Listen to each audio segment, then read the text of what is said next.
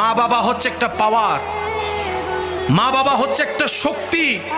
হতে পারে আপনার মা আপনার বাবা শারীরিকভাবে দুর্বল, হতে পারে আপনার মা আপনার বাবা বিছানা থেকে উঠতে পারে না, লড়তে পারে না, প্রস্রাব পায়খানা হয়তো বিছানায় করে, হতে পারে, কিন্তু ওনাদের দোয়ার শক্তি।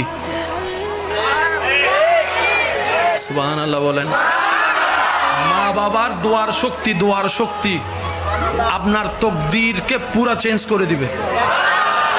যদি আপনার পক্ষে আপনার মা একবার রবকে বলে, মৌলা আমি তো চলে যাচ্ছি, মা আমার সন্তানকে তোমার জিম্মায় দিলাম।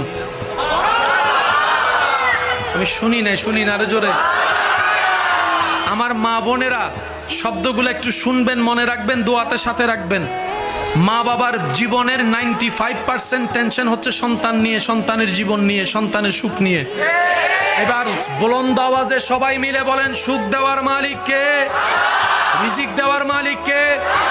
বরকত